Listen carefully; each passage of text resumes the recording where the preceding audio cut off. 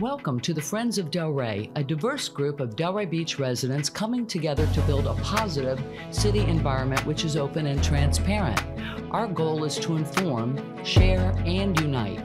Learn about what's happening in our village by the sea, from our pristine beaches to the corridors of City Hall.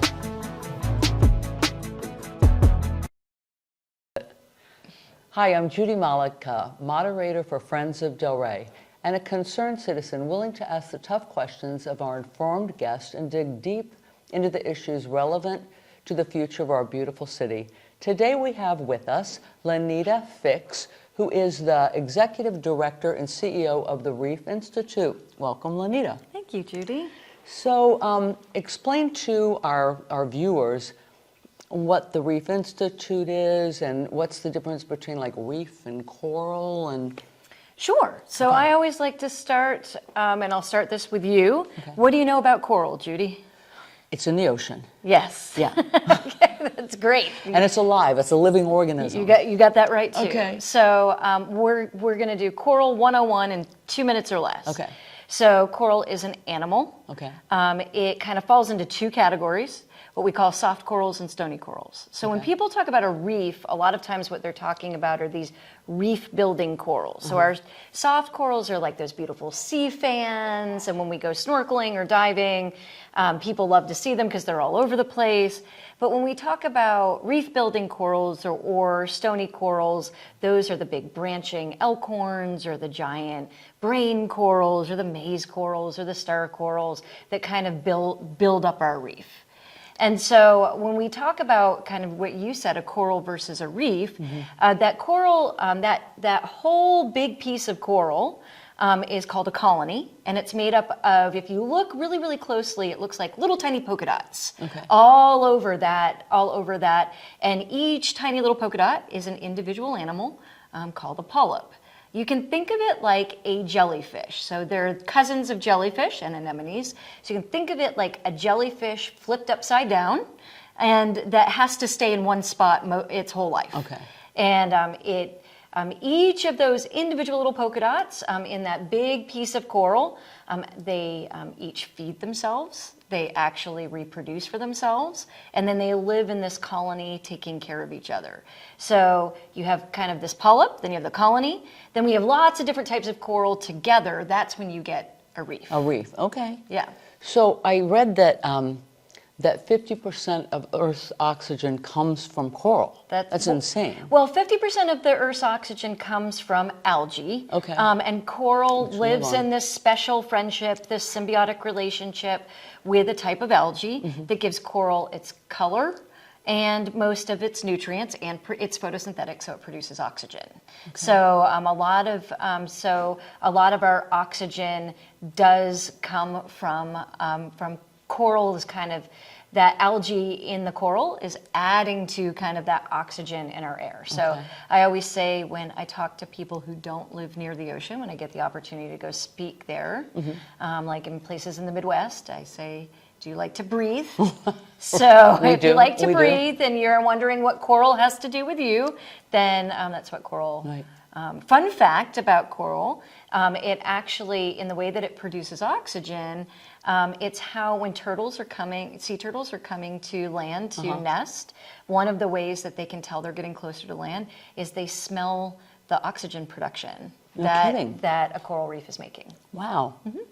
And I think we were talking earlier, and you said that 25% of all the species in the sea rely on coral reefs, as we think about them, like those tropical, shallow, let's go snorkeling, I went on vacation and I did a little excursion, only take up about less than 1% of space in the ocean. Okay. But 25% of all the marine species in the ocean rely on those reefs for survival.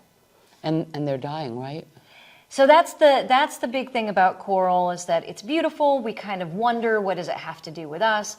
So it's what we like to call a foundational species. I used this example earlier today in a conversation I was having. When you're building a house, the foundation isn't the sexiest part of the house. It takes the most time to get put down. It takes the most time to create that solid place. And when you move into a house, you care far more about the interior and making it pretty and making it it look like you want it, making it look like you want it to look. But if you don't have a great foundation, you have nothing. Right. And that's what you can think of as coral. Coral is the foundation of the ocean. Okay. And so, unfortunately, what's happening is, especially in Florida and here in Palm Beach County, is there's a couple of reasons why coral isn't doing very well. The first is there's been lots of different things that happen to corals. Have been getting sick for a long time. There's different diseases that have happened. But in 2014, there's a disease called stony coral tissue loss disease, or SCTLD. You're joking about all the initials, all of the initials that we like to sit around and share. That's because I always joke that marine scientists, we just like to say long things and then just talk in a language that nobody understands. So we're not very inventive in those types of ways. So what happened is stony coral tissue loss disease. It's not the first disease corals have gotten, but it's a really horrible disease. It affects over half of our reef building species in coral, those like reef building species that we were talking about. We have about 46 different species of coral in Florida, 45 to 46, and over half of them are affected by this disease. When corals get this disease, it moves very, very quickly, has a really high mortality rate, it kills very fast, and it's just been pretty devastating to our reefs in Florida. And then, of course, not so much in Palm Beach County, more in Monmouth and Miami-Dade and Monroe counties, kind of that Keys area. But there's also been this issue of bleaching that's happened a lot. And that's on top of all of the ways as humans. Warmer waters? Or? So what's happened is the ocean, when coral gets under stress, that algae that I was talking about starts to overproduce oxygen. And just like you or I always describe it, if you were standing in front of a really heavy-duty fan, you'd start to choke a little bit. You'd want to turn off the fan. Right. And so what happens to this animal is it wants to make the choice to kind of protect itself. So in bleaching, it releases that algae. And it's called bleaching because the animal itself is clear and you can see through to the skeleton. So it looks like it's white now. So when the algae goes away, it looks bleached. It looks bleached. At that point, the animal's actually not dead yet. If it can survive, if it can feed itself well enough to get through the bleaching event, it will live. But the stressor that kind of creates that overproduction of oxygen is typically ocean temperatures. Wow. So you said there's 46 species roughly in Florida. Half of them are getting this strong coral tissue disease. Stony coral tissue loss disease. And then with bleaching, I think that you said in one of the presentations that you made that we're have as little as 2% of the original coral. That's right. That's amazing. We have before the disease, they were saying there still wasn't a lot. There were statistics that were somewhere between 10 to 15%, some were as low as 8%. Okay. But after the disease, it's kind of site specific, but that it's somewhere between 2 and 5% of our coral reefs are left in Florida. And mind you, our coral reefs are 300. If people are wondering, well, what does that have to do with Delray? All of our reefs are just in the Keys. Florida's coral reef is about 360 to 365 miles long from Port St. Lucie Inlet, St. Lucie Inlet, all the way down to Dry Tortugas, that's 5 miles off the Keys. So Palm Beach County is considered the north end of Florida's coral reefs, but we are smack dab right there. Sort of in the middle, yeah. And so when we talk about that 2 to 5%, we are also being affected. I just covered my microphone. That's okay.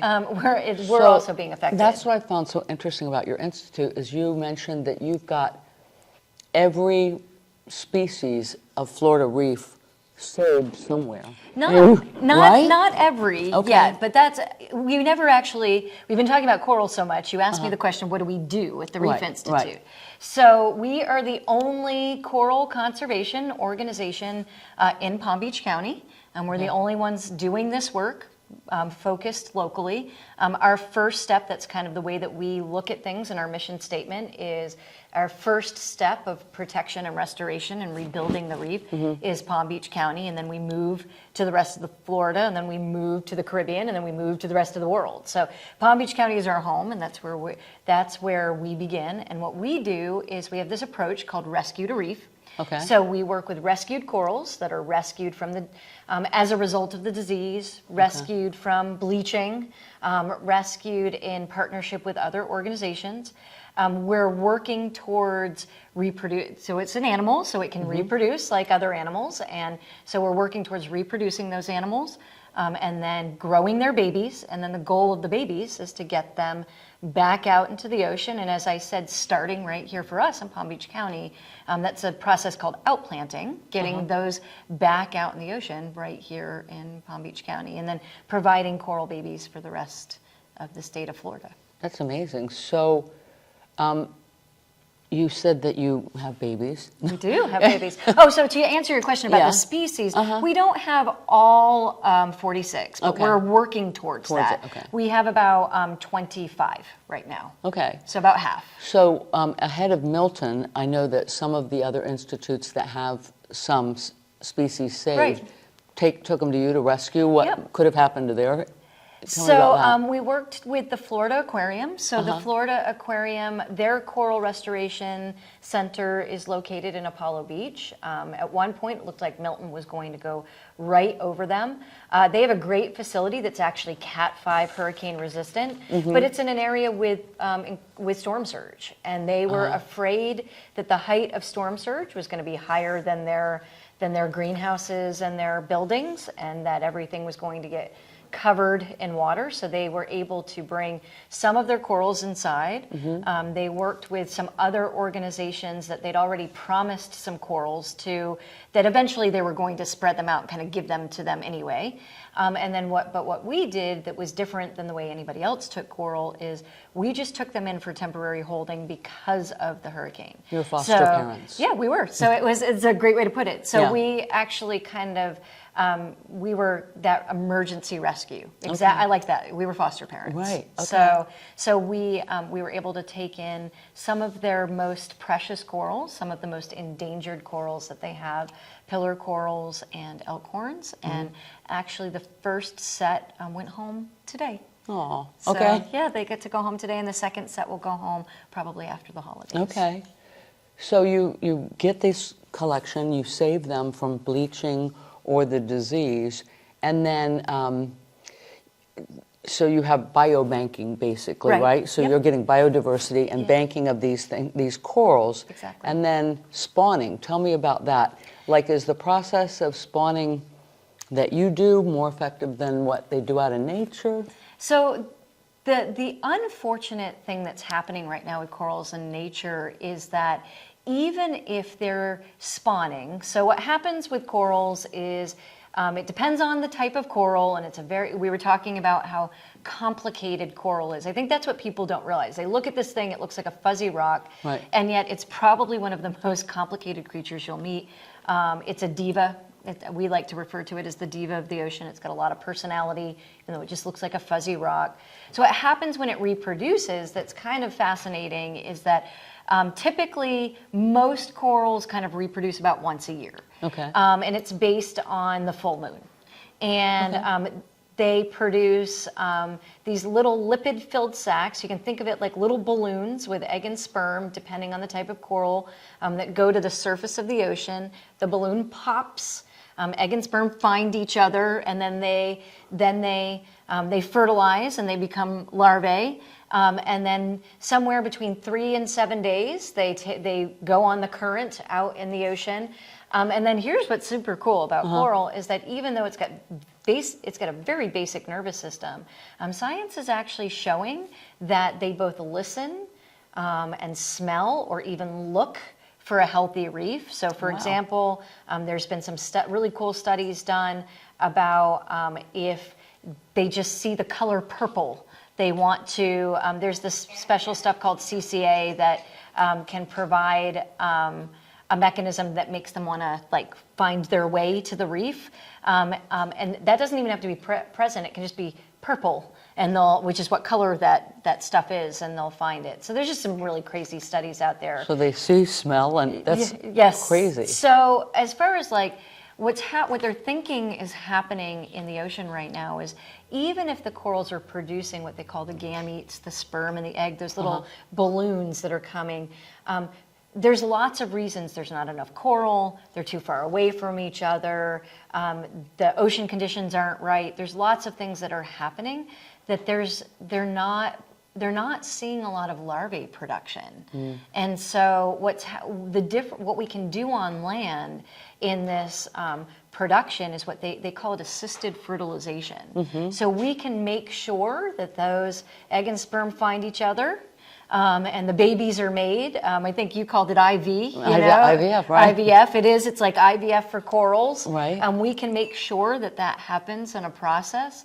And then what we can do is set up these special like systems and tiles, and we affectionately refer to it as the cradle, this special system that provides those cues that we were talking about, like purple plates or different things that are in the system that say, okay, it's time for you to swim around and land. So the larvae will go. So the larvae will find their spot, and then we can take care of those babies, and kind of, even if things keep going sideways in the ocean, even if the babies aren't being created in the ocean, we can create a system, and this is something that actually the state of Florida is really supporting right now, this idea of land-based propagation, they call it, to be able to create these mechanisms that will help us grow more babies, to do more restoration, to get more babies out in the ocean, to rebuild our reef. And once they're out there and once they're rebuilt, then they maybe won't need you. Right. Well, and help propagate, it's two ideas. So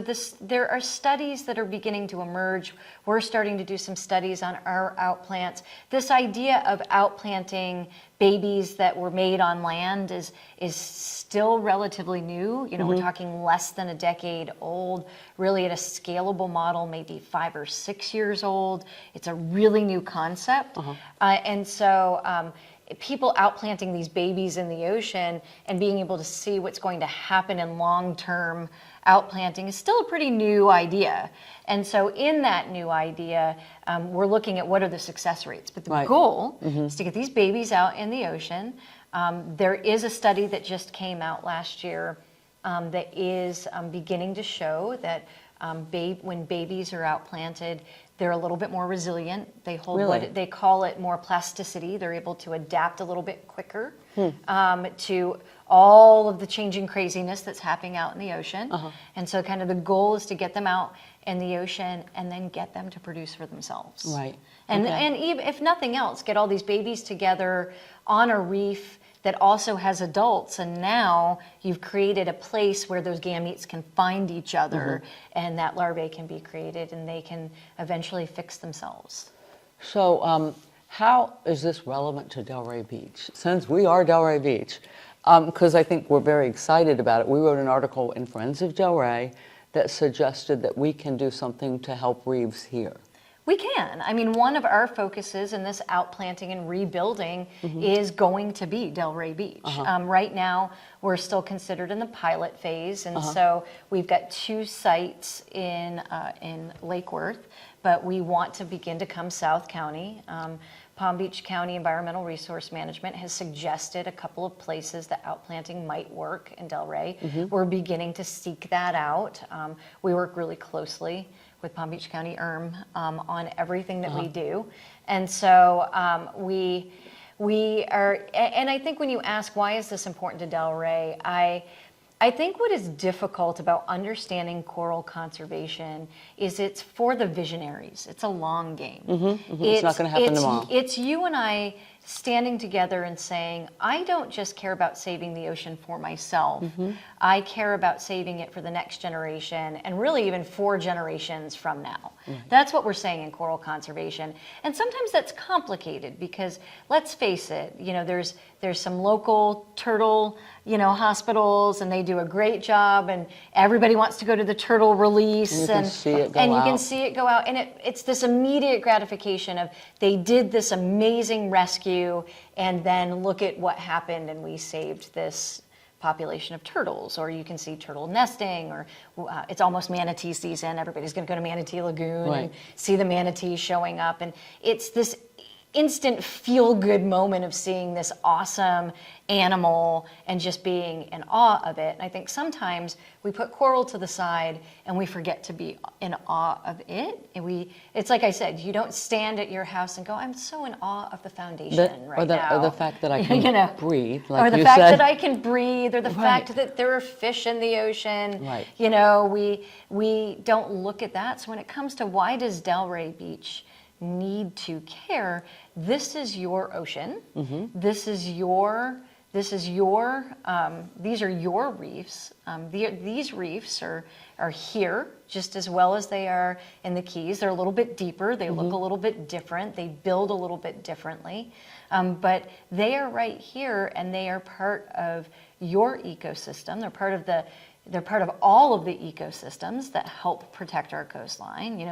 The reefs are kind of out in the ocean, kind of creating a form of protection, and then we have the seagrass, and then we have the sea oats, and then we have the mangroves doing all that it needs to do to help us with erosion and coastal protection. And coral reefs are part of that. So each member of Palm Beach County really needs to understand that these reefs are right here, and they're for you, because this is ours, and it's our responsibility to create hope for the next generation. How can we not do that? Can coral reefs help prevent the need for beach renourishment, where they dredge out all that sand and bring it in to help build up our beaches again? It's what I said, when you get into coral conservation, we have to be visionaries. And so, a statement that I use a lot as the leader of my organization, is we have to take a both-and approach. I think sometimes we want to say, well, it has to be this way or this way. And I call it, we get caught up in the tyranny of the or as opposed to the grace of the and. And I think I think that coral is one piece that is going, as we rebuild our reefs, that is going to help with that beach renourishment and that coastal piece. And ecologically engineered reefs, eventually can be part of that solution as well. There's a lot of both ands in this approach, and the way that we're going to have to approach kind of this coastal resilience. And I think what is so complicated is Floridians as a whole that live near the ocean, we're frustrated with the erosion. We're frustrated with the way that we're losing our beaches. We're frustrated with beach renourishment. I think we stand back and we don't want to have to manually renourish our beaches. We all want it to happen, with nature. And, coral reefs are kind of that first piece, while we're kind of focusing on all of the other ways that we do things that can kind of help that. Is there an infinite amount of sand to keep bringing up here? Well, that's the other thing, is that in some parts of the world, sand on the beach coral is the breakdown of coral, the breakdown of seashells, the breakdown of that calcium carbonate is helping to rebuild our sand. And so on a even if it's not, let's say for giggles, it wasn't creating a giant wall that broke our waves. Let's say for giggles, it's just out there.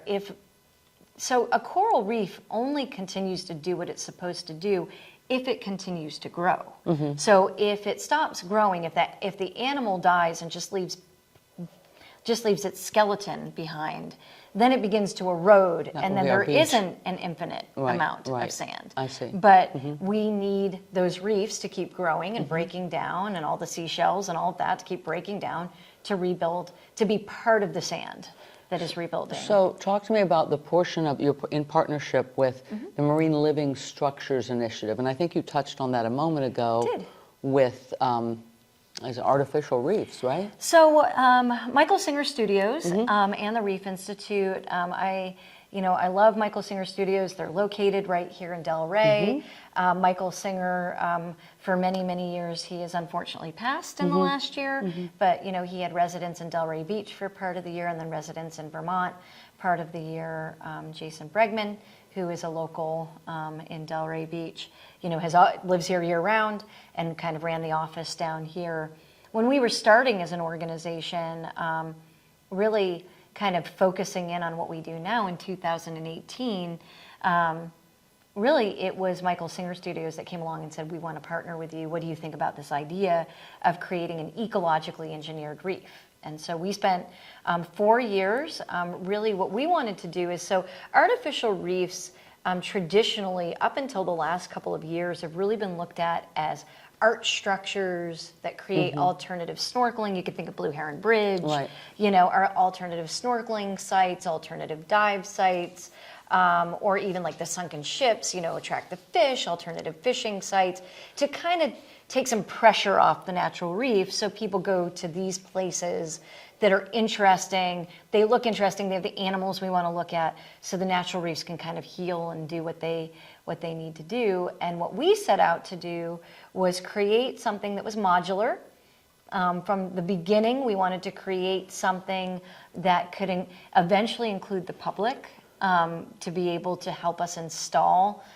So the public always wants to do something. We wanted them to be able to, that they could do something. We wanted to create something that was what they call a green-gray space, that it started out, I always get confused, I'll be honest, if it's green-gray or gray-green, but the phraseology is that it starts out as man-made substrate and then eventually becomes covered in natural substrate and becomes natural. And we wanted to create something that would attract coral, and not just the animals that live in a reef, but the actual coral animal. So if it begins to break down, kind of like, we wanted it to be as close to natural limestone as possible. So we spent about 3 years just studying mixed designs. We had these little squares that had different textures on the top of them.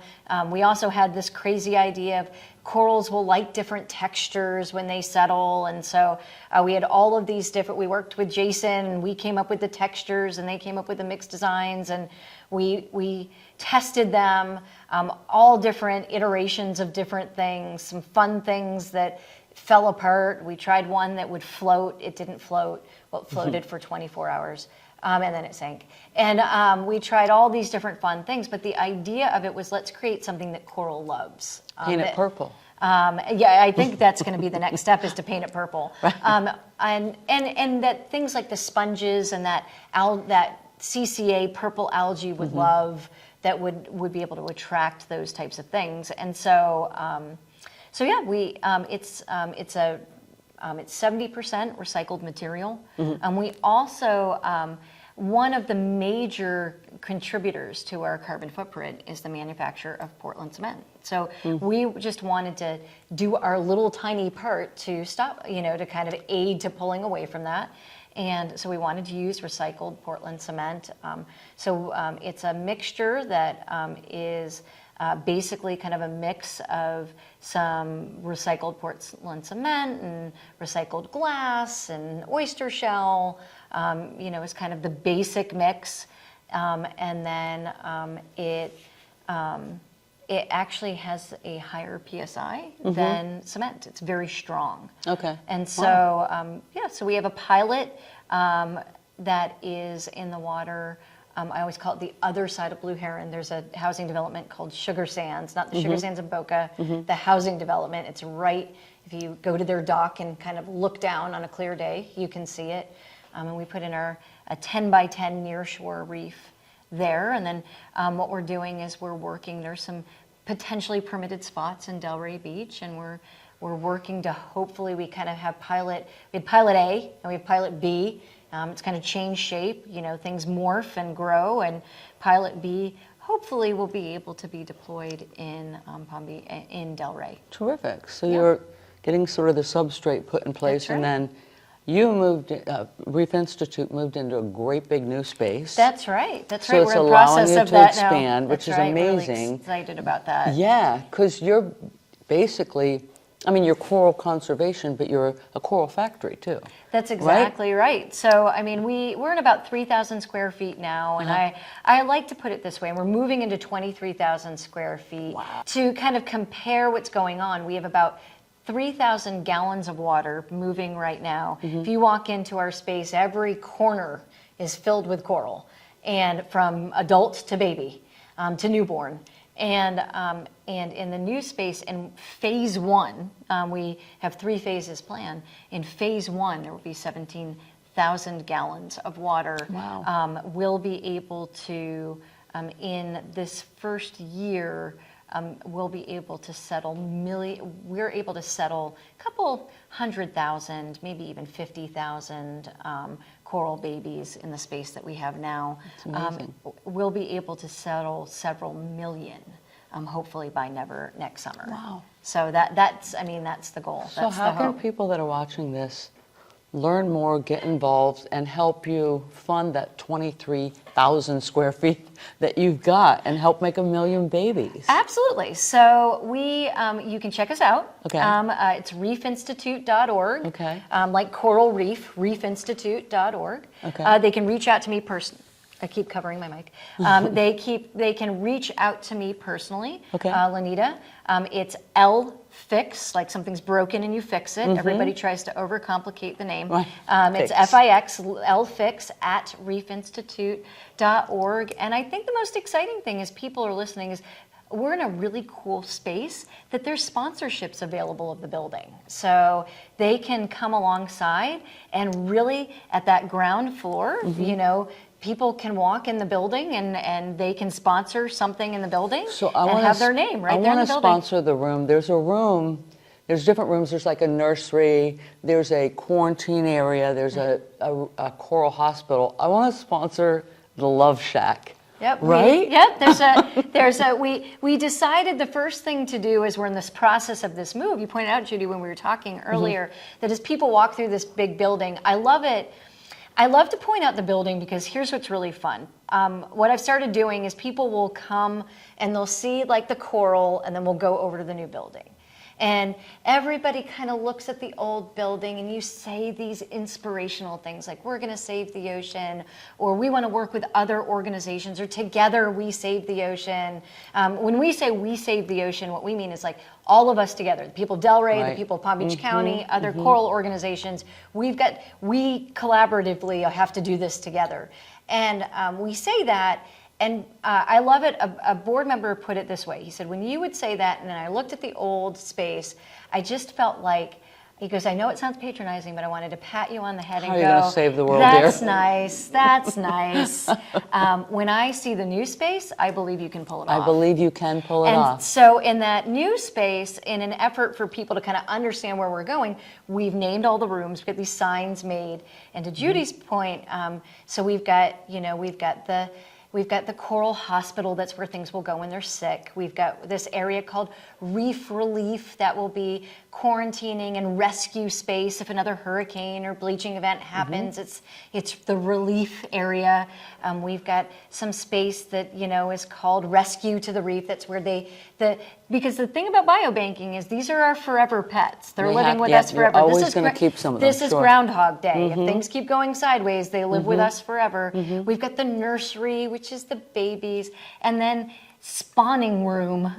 Nobody understood what that meant. So we started talking about it, and we were like, it's the Love Shack. I love it. And so it's the Love Shack, and so we have a room named the Love Shack. We always joke during spawning season. We've been able to partner with some organizations during spawning season and help with the assisted fertilization.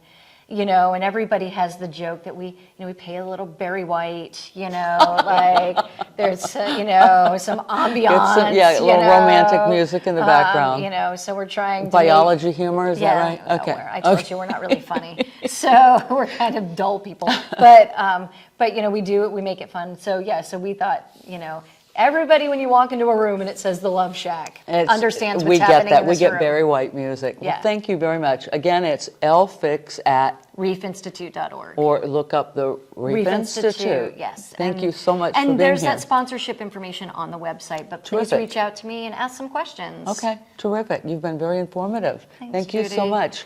I'm Judy Mollica for Friends of Delray. Please let your voices be heard, get engaged, talk with neighbors, and attend city meetings. And watch for our next video.